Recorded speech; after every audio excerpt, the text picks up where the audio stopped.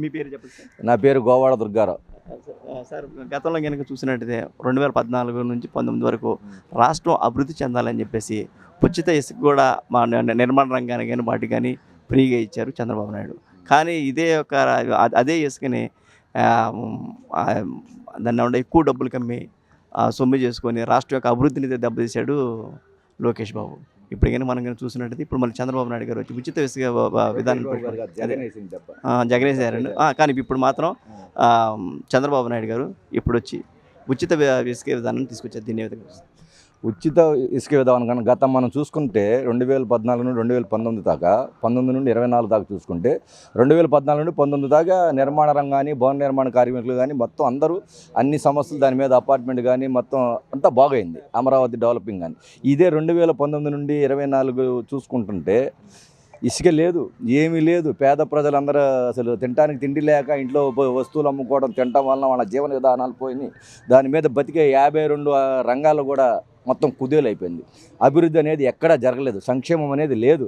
ఎంత గాడికి ప్రజల్ని సోమరపోతులు చేసి డబ్బులు ఆ పథకాలు ఇద్దాం ఈ పథకం నొక్కడం అంటాడు. ఏముంటాయి డబ్బులు? ఆదాయం మనం సృష్టిస్తే కానీ మనకి డెవలప్ కాదు. అలాంటప్పుడు ఊరిని అట్లా ప్రజల్ని అట్లా చేసేసాడు. అది కాక వాళ్ళ సొంత వ్యాపారాలు ఇసుకలు డంపింగ్ చేసుకుని ఇతర రాష్ట్రాలు తోలి వాళ్ళు కోటీసుల మీద కోటీసులు అయ్యారు. రెండోది ఇది డ్రగ్స్ మాఫియా కూడా ఈ గత ప్రభుత్వం బ్రహ్మాండంగా చేసేది. వాళ్లే పండించేది, వాళ్లే అంతా మార్కెటింగ్ చేసేది, అంతా అన్ని విలేజ్లకి యువతకి పెడుదావలను నేర్పించి అసలు యువతను చెడగొట్టింది జగన్మోహన్ రెడ్డి. అంటే మందు డ్రగ్స్ మొత్తం వాళ్ళదే.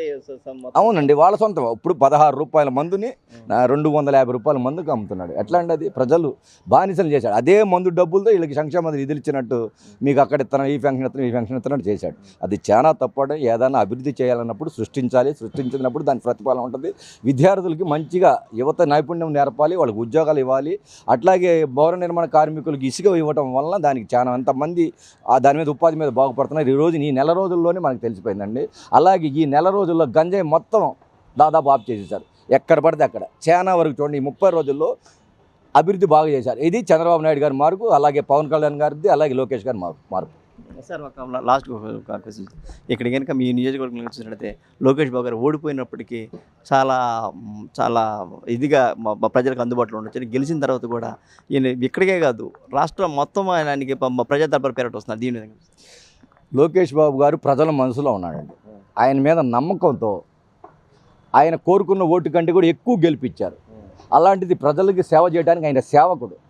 ఎట్టి పరిస్థితులు ఆయన ప్రజల్ని, ఆంధ్ర రాష్ట్రాన్ని, ఆంధ్ర రాష్ట్రంతో పాటు మంగళగిరి నియోజకవర్గాన్ని పూర్తి అభివృద్ధి చేస్తాడు. ప్రతి ఒక్కటి ఇండస్ట్రీలు వస్తాయి కానీ విద్యా అవకాశాలు బాగుంటాయి, చాలా బాగుంటుందండి. నెంబర్ 1 మా లోకేష్ బాబు గారు. అంటే ఈ ఉచిత ఇసుక వల్ల ఆయన నిర్మాణ రంగం కానీ పేదవాడు ఇల్లు కట్టుకున్న పొజిషన్ బ్రహ్మాండం ఉంటుందండి. ఉచిత ఇసుక వచ్చింది. ఒక్కోసారి పోయినసారి ఇసుక ఎంత ఉంది సార్? 15,000 20,000 ఉంది. ఇప్పుడు 2,500 3,000. అది ఓన్లీ ట్రాన్స్పోర్ట్ ఛార్జీ, ఓన్లీ మనకి లోడింగ్ ఛార్జీ వల్లనే జరుగుతుంది.